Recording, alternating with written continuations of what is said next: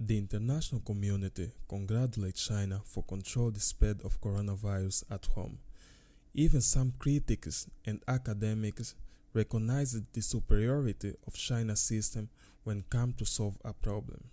Some even went as far by comparing the efficiency of China government with the Western democracy. I will not deny that some of those claims hold some truth. But what those claims fail to mention is that in a liberal democracy, such a crisis will never start to begin with. Because in a democracy, you cannot suppress information, let alone this type of information. But I might be wrong. The way the United States of America is handled the crisis, it makes people wonder whether the United States will be able to control such a crisis if this event starts in America. Especially if you look at past events that happened in the United States, such as the mortgage crisis, the dot-com bubble, and the Enron scandal. In all of those examples I mentioned, you can clearly see that the United States is terrible at handling crises, or even stop a crisis from happening. There were tons of whistleblowers, but they were all suppressed by the system, and only later, when it was too late, the government reacted. And the government reacted by throwing money at the problem and expect that the problem fixes itself. And that's how American government solve a problem. They just throw money at it and expect that the problem disappear. We can actually see the same thing happen again right now. This crisis came to test every country's system and how they react to a moment of crisis. Some countries did well, such as Taiwan, Singapore, and Korea, and others react poorly, like Italy, UK, and Iran. But there are other countries that react even poorly, like the United States of America. In this video, I'm gonna break down how the US ended up in this situation.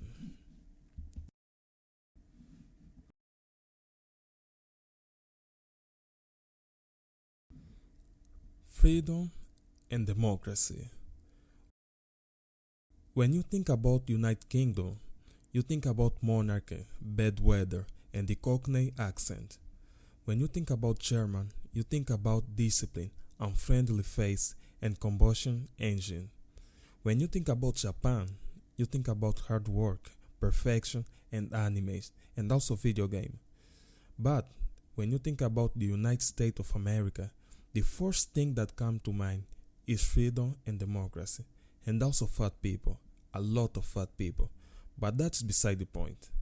Anyway, freedom and democracy, those two words are directly associated with the United States brands. There is no other nation in the world that is more linked to freedom and democracy than the United States of America. Even India, the biggest democracy in the world, is not well known for its democracy.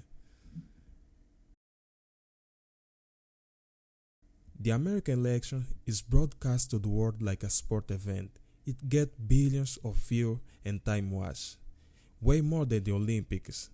The thing is, freedom and democracy has also its disadvantage and its downfall. In a democratic system, the government cannot just take action how they please.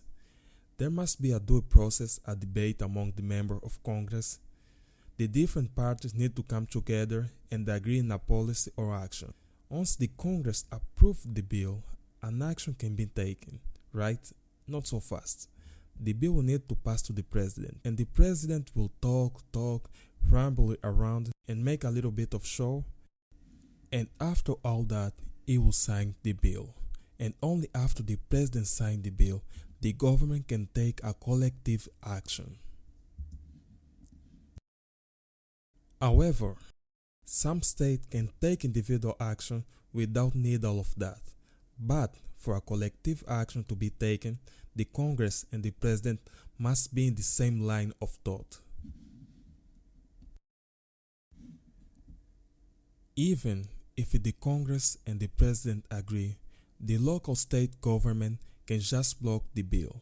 So, if one state manages to contain the spread of coronavirus, the results could still be undermined by other states, because people can still travel from one state to another.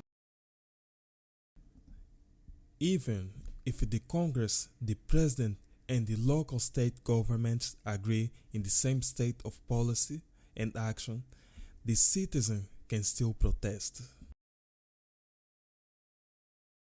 After all, it's a free democracy. In a free and democratic country, you cannot just ban your citizens from going out and lock them away in case of disobedience, let alone track their smartphone to know where they are and who they are with. And in case the government takes such action, the citizens can just go out and protest. It's in their constitutional right after all. And that's the problem of freedom and democracy.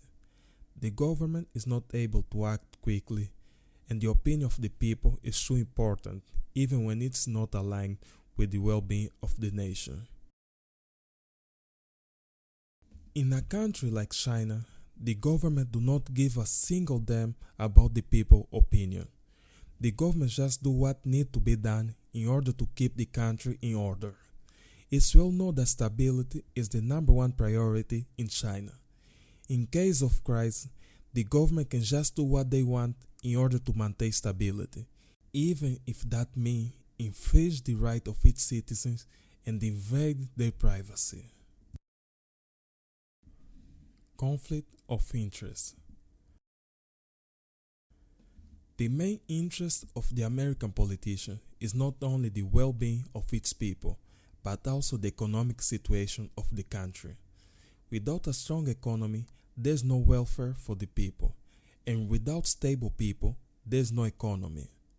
In other words, American politicians must strike a balance between the American citizen and the corporation and the business elite. The success of the politician will depend how they deliver economic policy without upset the social element, aka taxpayer, and the peasantry, and also how they deliver social policy without upset the economic element, aka corporation and business owner. Corporation and business elite protect their interests by lobbying the government, and the peasantry protect their interests by voting. But it does not mean that there's no clash between both parties. Otherwise, why would people need to vote? And why would corporations lobby the government?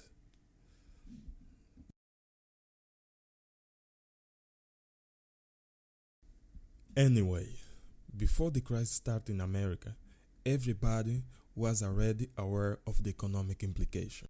The future economic damage were more visible than the health consequence. As a result, they played down the virus health impact compared to the economic impact. Remember, a lot of American companies are connected to China. So when the contamination starts in China, those American companies start to suffering. And when China went on lockdown, the negative effect on those companies just amplified. And that could be seen on the stock market. So, the question was, will the government double down? When I'm saying double down, I mean adding policy with negative impact on an economy that's already suffering. Most Republican government will say no to such a policy.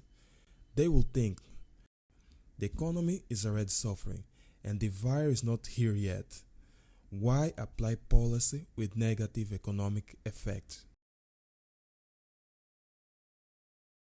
They tried to keep the economy going for as long as they could, just to mitigate the damage from abroad. One more information I forgot to add. Most of the Republican states are oil-producing states. A lot of people in those states work on the oil field. When China factories were forced to stop because of coronavirus, the demand for oil decreased, resulting in low oil price. And that was just the start. Then China went on lockdown, followed by other countries in that region, such as Korea, Japan, and Singapore. And the price of oil fell even further. In order to mitigate the situation, oil companies start to lay off its workers. Most of those companies are based in Republican states. Those states were the first to be hit economically by the coronavirus. And all of that was happened as early as December. Oh. Donald Trump. Let's get one thing straight. This disaster would happen anyway, whether there was a Republican or a Democrat president. Trump just happened to be the president when this disaster unleashed to the world. If it was a Democrat government, the same scenario would still happen. But most likely, the Democrat president will not be so outspoken as Trump. Trump talk way too much and overtweet most of the time. Democrats tend to be more thoughtful when come to interact with the American citizen and the media, especially in time of crisis. Anyway, what people fail to understand is that United States is not a top-down style of government, where the power of decision is concentrated in the hand of the president. In United States of America, the power of decision is more spread, especially when it comes to state. And also, there is already a system in place where the government have to operate in without breaching its boundary. In case the president attempt to operate outside of its boundary, the president will be accused of abuse of power. And that's all for today.